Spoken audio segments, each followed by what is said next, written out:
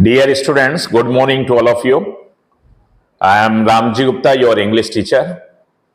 आइए आज फिर आपको एक नए वीडियो की तरफ ले चलते हैं जो हम आपको टीच कर रहे हैं क्लास 11th का जो स्नैपशॉट का फर्स्ट चैप्टर है, the summer of the beautiful white horse written by William Saroyan. वो चैप्टर का हमने line by line Hindi explanation बताया। वो 3 वीडियो उसकी हैं और इसके बाद जो है क्वेश्चन आंसर की सीरीज चल रही है। तो शॉर्ट आंसर टाइप क्वेश्चंस का 2 वीडियो जो है हम ऑलरेडी अपलोड कर चुके हैं। और dear students, today is the time for me to prepare the third video. तो ये तीसरा वीडियो जो है आपके लिए फिर तैयार हो रहा है। क्वेश्चन 10 हमने 5-5 क्वेश्चन का फर्स्ट वीडियो और सेकेंड वीडियो जो है अपलोड कर दिया है। तो आज तीसरा वीडियो I am again going to take 5 short answer type questions. तो 5 क्वेश्चंस का आंसर आज आपको हम फिर आपसे डिस्कस करने वाले हैं, समझाने वाले हैं। तो आइए चलिए क्वेश्चन नंबर 11 यहां पर देखिए। क्वेश्चन नंबर 11 है, कर्सर जो चल रहा है, how did the narrator know that his cousin Mourad couldn't have bought the horse? Sign of interrogation. तो सबसे पहले तो आप क्वेश्चन समझिए कि how did the narrator know, past indefinite tense में ये डिड हेल्पिंग वर्ब है कि नरेटर जो है, जो अरम है, वो how did the narrator know, narrator को कैसे पता चला दैट की, यहां से क्लास हो गया नाउन क्लास, दैट की हिज कजिन मुराद, उसका जो कजिन मुराद है, कुडंट हैव बॉट, वो नहीं खरीद सकता था द हॉर्स, घोड़े को। तो ये जो नरेटर है उसको कैसे पता चला कि उसका जो कजिन मुराद है वो किसी भी स्थिति में घोड़े को खरीद नहीं सकता था, ये कैसे पता चला उसे?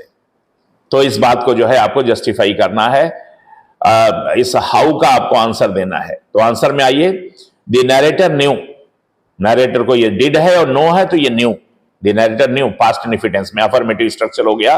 द नरेटर को ये बात पता चली, ये बात मालूम था दैट की हिज कजिन मुराद, कि उसका जो कजिन मुराद है, कुडंट हैव बॉट, वो किसी भी स्थिति में नहीं खरीद सकता था द हॉर्स, घोड़े को, एज, क्योंकि, एज यहां से आंसर शुरू हो रहा है, इतना तो क्वेश्चन से ही ले लिया, एज क्योंकि दे वर एफ्लिक्टेड विद पॉवर्टी, क्योंकि दे, अब ये दे किसके लिए आया प्रोनाउन है, ये आया आरम और मुराद दोनों के लिए, क्योंकि दे माने वे लोग जो हैं, वर एफ्लिक्टेड माने वो पीड़ित थे, किससे, विद पॉवर्टी, क्योंकि वो लोग तो गरीबी से जूझ रहे थे। उनका पूरा गारोगेलियन जो ट्राइब था वो पूरा जो है गरीबी से जूझ रहा था। तो ये आगे चलिए, it was difficult for them, और ये बात उनके लिए बहुत डिफिकल्ट थी, टू प्रोवाइड देमसेल्व्स विद, कि वो जो है खुद को जो है प्रोवाइड करें 2 स्क्वायर्स मील्स, यानी बड़ी मुश्किल से उनको 2 जून का या 2 वक्त का रोटी मिलता था। तो यही बात जो है, it was difficult for them to provide themselves with 2 square meals, यानी वो 2 जून का रोटी ही बड़ी मुश्किल से अपने खुद को प्रोवाइड कर पाते थे या दे पाते थे, यही बहुत मुश्किल थी। तो घोड़ा कहां से आ जाएगा? He wondered how Mourad got the money to buy the horse. तो ये इसी बात को लेकर के वो बड़ा आश्चर्य में था, उसको बड़ा ये समझ ही नहीं आ रहा था कि मुराद जो है कहां से पैसा पा गया कि वो उसने जो है घोड़ा खरीद लिया। तो किसी भी स्थिति में जो है मुराद घोड़े को खरीदने की स्थिति में नहीं था। तो मेरे ख्याल से क्वेश्चन का आंसर क्लियर हो गया। आगे बढ़ते हैं, question number 12, what distinction does the narrator make? What distinction, ये इंट्रोगेटिव वर्ड हो गया पूरा, क्या अंतर, डिस्टिंक्शन माने अंतर, does the narrator make, narrator ने किया, बनाया, between stealing a horse for a ride, किसके बीच में? 2 चीजों के बीच में, एक घोड़े को राइड के लिए खरीदने और दूसरा स्टीलिंग मनी, और पैसे को चुराना।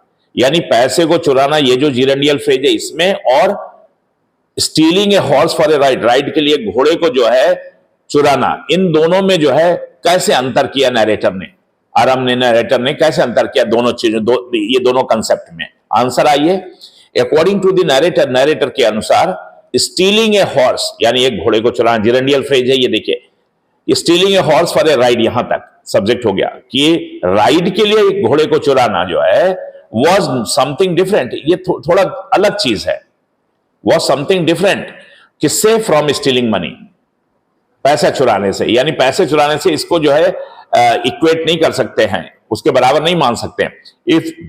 If you are crazy about horses, अब आगे देखिए आंसर में कि अगर मान लीजिए आप क्रेजी हैं किसके बारे में, घोड़ों के बारे में, बहुत शौकीन है, बहुत आपको जो है घोड़ों का जो है घोड़ों पर राइड करने का शौक है, तो it was not stealing at all. तो ये एक तरह से स्टीलिंग है ही नहीं, घोड़ा देखा ले आए हैं और उस पर राइड कर रहे हैं, तो ये स्टीलिंग बिल्कुल है ही नहीं। It would amount to stealing, ये तब जो है चोरी के बराबर होगा, मतलब इट वुड अमाउंट, ये जो उन लोगों ने हरकत की है या मुराद ने जो ये घोड़ा ले आया है, ये चीज जो है वुड अमाउंट, ये अमाउंट करेगा टू स्टीलिंग, चोरी के बराबर तब होगा, कब, ओनली इफ यू इंटेंडेड, जब आपका इरादा हो, इंटेंडेड माने इरादा हो, टू सेल दी हॉर्सेस, घोड़ों को बेचने का, यानी घोड़ा जो लाए हैं आप, उसको अगर आपको बेचने का इरादा हो तब ये चोरी कहलाएगा, लेकिन जब तक बेचने का इरादा नहीं, केवल राइड करने का इरादा है, तो वो घोड़ी जो है तो वो चोरी नहीं कहलाएगा। तो इस तरह से जो है जस्टिफाई कर रहा है, इस तरह से डिस्टिंक्शन कर रहा है नरेटर किसके बीच में, एक घोड़े पर राइड करने के बीच में और घोड़े को राइड करने के लिए चुराने के बीच में, और दूसरा है मनी चुराने के बीच में, मतलब जो एक्चुअल चोरी है और एक घोड़े को सिर्फ ले आए हैं, चाहे चुरा के ले आए हैं राइड करने के लिए, उसमें और एक्चुअल जो है उस पैसे को चुराने में कैसे डिफरेंस है, क्या किया, इस तरह से उसने डिफरेंट किया। आगे चलिए क्वेश्चन नंबर 13 में आइए, आपको ले चलते हैं। क्वेश्चन नंबर 13 कह रहा है what do you think induced the boys to return the horse to its owner. बहुत अच्छा क्वेश्चन है, व्हाट डू यू थिंक, आप क्या सोचते हैं कि किस चीज ने इंड्यूस्ड द बॉयज, यानी इंड्यूस्ड का मतलब प्रेरित किया, वो कौन सी ऐसी चीज है जिसने जो है लड़कों को प्रेरित किया दोनों, to return the horse to its owner, कि वो जो है घोड़े को उसके ओनर को, उसके मालिक को रिटर्न कर दे।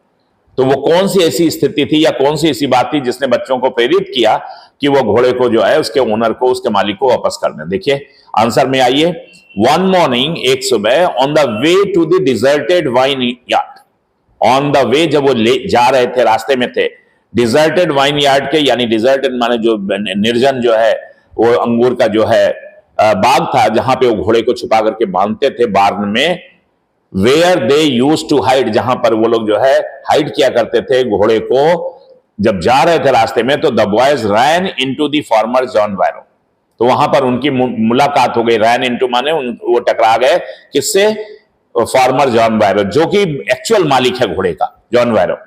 ही रिकॉग्नाइज्ड हिज हॉर्स, उसने घोड़े को पहचान लिया, but it was difficult for him, लेकिन ये बहुत मुश्किल था फॉर हिम, उसके लिए, टू बिलीव, विश्वास करना, जॉन वायरो के लिए, दैट की the boys could have stolen his horse, कि ये जो बच्चे हैं इन्होंने उसके घोड़े की चोरी की होगी, ये विश्वास करना बड़ा मुश्किल होता है। बिकॉज क्यों ऐसा था, क्योंकि their family was well known, क्योंकि उनके वो जिस परिवार को बिलोंग करते थे वो बहुत फेमस फैमिली थी, किस बात के लिए, फॉर ऑनेस्टी, यानी ईमानदारी और नेक नियति के लिए जो है वो गारोगेलियन फैमिली जानी जाती थी, और ये उनका हॉलमार्क्स था, ये ईमानदारी, नेक नियति, तो वो जो है बिलीव ही नहीं कर सकता था कि ये बच्चे जो है चोरी कर सकते हैं। सो ही वेंट अवे सेइंग, इसलिए वो कहता हुआ चला गया, घोड़ा देखा उसने सब कुछ, लेकिन फिर भी वो घोड़े को देखने के बाद भी ही वेंट अवे सेइंग, वो ये कहते हुए निकल गया, दैट की the horse must be the twin of his horse, कि ये घोड़ा जो है उसके घोड़े का, जो उसका खोया हुआ घोड़ा है उसका ये ट्विन है, उसका मतलब एक तरह से बिल्कुल हूबहू ये हम शक्ल हो सकता है, लेकिन ये जो है ये बच्चे हमारा घोड़ा चुरा के नहीं लाए, ये हमारा घोड़ा नहीं है। The boys new,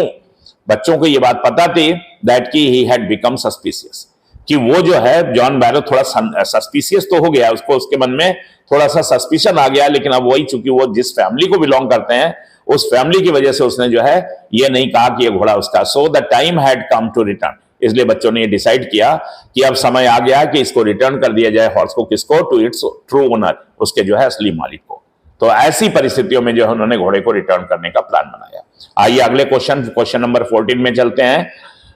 question number 14 देखिए आप, आपकी स्क्रीन पर है, a suspicious man would believe his eyes instead of his horse. देखिए ये एक प्रोवर्बियल सेंटेंस है, एक कहावत है, और ये सेंटेंस यूज किया गया है कि एक जो सस्पिशियस मैन है, एक जो संदेह, अगर कोई व्यक्ति है उसके मन में संदेह पैदा हो जाए तो वो किस पे विश्वास करता है, अपनी आंखों पे, जो देख रहा सामने वही कहेगा, अपनी आंखों पे विश्वास वो करता है, इंस्टेड ऑफ हिज, ना कि अपने मन मस्तिष्क पे। माइंड क्या कहता है, थिंकिंग क्या कहती है, हार्ट क्या कहता है, उस पर नहीं वो जाएगा।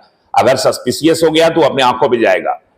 अब कह रहे हैं ये जो लाइन है कही गई है, इन व्हाट कॉन्टेक्स्ट, किस परिपेक्ष में जो है वॉज दिस ऑब्जर्वेशन मेड, ये ऑब्जर्वेशन जो है किस कॉन्टेक्स्ट में, किस पृष्ठभूमि में जो है ये कहा गया है, और बाय होम, और किसके द्वारा कहा गया है, किसके द्वारा ये ऑब्जर्वेशन बनाया गया है कि, या कहा गया है कि a suspicious man would believe his eyes instead of his head. तो आपको पता ही है जॉन वैरो ने ये बात कही थी जब अपने घोड़े को देखा था। तो आइए उसको फिर आंसर में पढ़ते हैं। This observation was made, passive voice में है, उसी तरह से वॉज मेड, ये ऑब्जर्वेशन जो है मेड किया गया था किसके द्वारा? By farmer John Vero, John Vero के द्वारा। कब? After looking into the mouth of the horse, घोड़े का मुंह वगैरह चेक करने के बाद जब उसने पूरी तरह से चेक कर लिया, it matched his horse tooth for tooth, और उसने जब घोड़े का दांत देखा तो बिल्कुल वो दांत पे दांत बैठ रहा था, अर्थात वो मतलब उसके दिमाग में ये बिल्कुल आ गया कि ये घोड़ा हमारा ही है। It matched his horse tooth for tooth, तो उसने देख लिया कि हमारे जैसा हमारे घोड़े का दांत था, इसके भी सारे दांत वैसे ही। ही वुड हैव क्लेम्ड, उसने क्लेम कर दिया होता, उसने दावा ठोक दिया होता, it as his own horse, मतलब घोड़े को कि ये मेरा घोड़ा है, उसने दावा ठोक दिया होता, कह दिया होता। If he had not known, अगर उसे पता ना होता कि देयर पेरेंट्स माने उन बच्चों के माता पिता क्या हैं, और the fame of their family और ऑनेस्टी, या उनकी फैमिली की क्या प्रसिद्धि है, क्या ऑनेस्टी, क्या ईमानदारी है, और ये कितने नेक नियति और कितने ईमानदार जो है ट्राइब को बिलोंग करते हैं, अगर ये बात पता ना होती तो उसने निश्चित कह दिया होता जॉन वैरो ने कि ये घोड़ा हमारा है। द रिजेम्बलेंस, जो रिजेम्बलेंस है यानी हुबहूपन, मतलब रिजेम्बलेंस माने जो बिल्कुल मिलता जुलता, तो ये घोड़ा जो है रिजेम्बलेंस वाज सो स्ट्राइकिंग, यानी उसके लक्षण जो है घोड़े के, या जो जिन चीजों से जो है वो पहचान रहा था, वो इतने स्ट्राइकिंग, इतने बिल्कुल मतलब क्लियर थे, दैट की he called it the twins of his horse, कि उसने अंत में ये कह दिया, जॉन वैरो ने ये कहते हुए चला गया कि भाई ये हॉर्स जो है वो मेरे हॉर्स का जो है ट्विन है तो बिल्कुल हूबहू उसी की तरह से। लेकिन अब मैं ये नहीं कह सकता ये घोड़ा मेरा है, क्योंकि तुम लोग जो है गारोवेलियन फैमिली को बिलोंग करते हो, और इसीलिए उसने ये सही ऊपर वाली लाइन जो है प्रोवर्बियल लाइन कही कि a suspicious man would believe his eyes, कि एक जो है व्यक्ति जो संदेह से भरा हो उसे अपनी आंखों पे विश्वास करना चाहिए, ना कि मन में या माइंड में। तो मन में माइंड में तो ये आ रहा था कि ये लोग चोरी कर नहीं सकते हैं, लेकिन आंखें तो कह रही थी कि ये घोड़ा जो है उसी का है। तो क्या कहावत तो यही है कि जब आदमी के मन में संदेह हो तो आंखों पे विश्वास करना चाहिए, ना कि मन के। लेकिन उसने जो है मन की बात सुनी और आंखों पे बिलीव नहीं किया जॉन वैरो ने, क्योंकि वो लोग गारोवेलियन फैमिली को बिलोंग करते थे, और ऑनेस्टी जो है उनका हॉलमार्क था। तो मेरे ख्याल से क्वेश्चन का आंसर क्लियर हो गया होगा। आइए अगले और अंतिम क्वेश्चन पे चलते हैं। This is the 15th one. तो शॉर्ट आंसर टाइप क्वेश्चन का ये अंतिम question, why did the sight of Mourad's horse both delightful and frightening for Aram. तो ये कब क्वेश्चन बन रहा है कि जब वो मॉर्निंग में, अर्ली मॉर्निंग में 4 बजे पहुंचा, मुराद जो है घोड़े को लेकर के और नॉक किया उसकी खिड़की पर अरम के, तो जब उस समय की बात है कि why did this sight of Mourad's horse, जो दृश्य देखा मुराद के घोड़े का, तो both delightful and frightening for Aram, Aram के लिए जो है ये दोनों चीज डिलाइटफुल और फ्राइटनिंग कैसे थी, कैसे डिलाइटफुल थी और कैसे फ्राइटनिंग थी फॉर अरम, अरम के लिए। तो अरम जो है घोड़े को देख करके खिड़की जब उसने खोली और देखा कि उसका जो कजन मुराद है वो घोड़े पे बैठा हुआ है, और तो वो बहुत डिलाइटफुल भी हुआ, बहुत प्रसन्न हुआ, झूम पड़ा उसका मन जो है, और बहुत जो है उसके मन में एक भय भी उत्पन्न हुआ। ऐसा क्यों? तो इसका आंसर देखिए, Aram was just a young lad, Aram जो है बहुत छोटा बच्चा था, यंग लैड था, लैड माने एक छोटा सा बच्चा 9 साल का, ट्रुथफुल और बहुत सी सत्यवादी और बहुत ही ईमानदार, चूंकि उसका पूरा गारोवेलियन फैमिली जो है वो ये हॉलमार्क्स था उनका, ट्रुथफुलनेस और honesty. But he had a longing for riding, लेकिन हाँ वो भी बच्चा था, उसके मन में भी एक जो है लॉन्गिंग थी, लॉन्गिंग माने एक तीव्र इच्छा थी, वो भी बहुत शौकीन था किस बात का? फॉर राइडिंग, राइडिंग का, कि घोड़े पर वो भी चढ़े और घोड़े को दौड़ाए। नेचुरली ही वॉज डिलाइटेड, इसलिए वो बहुत खुश हुआ जब उसे लगा कि यार क्या खूबसूरत घोड़ा है, ये तो मेरे सपना पूरा होने जैसी बात है, और हम बहुत खुश हुआ वो उसको देख करके। ये स्वाभाविक था क्योंकि उसका सपना पूरा होने जा रहा था, वो घोड़े पे चढ़ करके राइड कर सकता था। व्हेन मुराद आस्क्ड हिम, जब मुराद ने उसे कहा to sit on the white horse, कि आ जाओ तुम इस सफेद घोड़े पे, तुम भी बैठो मेरे पीछे, तो वो बहुत खुश हुआ। बट किंतु एट द सेम टाइम, लेकिन उसी समय क्या हुआ, ही वॉज ऑल्सो फ्राइटेंड, वो थोड़ा डर भी गया, घबरा गया, डर गया, पास्ट पार्टिसिपल है ये और ऑल्सो एडवर्ब है। क्योंकि क्यों डर गया? क्योंकि ही न्यू, क्योंकि उसे ये पता था दैट की it was a stolen horse, क्योंकि इस बात का अंदाजा उसे पूरा लग रहा था कि ये लगता है घोड़ा जो है चुराया हुआ है। स्टोलन ये पास्ट पार्टिसिपल है, हॉर्स की विशेषता बतला रहा है, एडजेक्टिव है कि घोड़ा जो है चुराया हुआ, क्योंकि घोड़े को किसी भी तरह से मुराद या मुराद की फैमिली या कोई भी उसके ट्राइब में खरीद नहीं सकता था। तो आज यहीं रैप अप करेंगे, यहीं पर एंड करेंगे इस वीडियो को। और मेरे ख्याल से अगर आपको अच्छा लगा हो मेरा टीचिंग, तो आप जो है इसको जो है शेयर करिए अपने दोस्तों को, और हमारा जो चैनल है उसको सब्सक्राइब करिए। और फिर मिलेंगे। Thank you very much.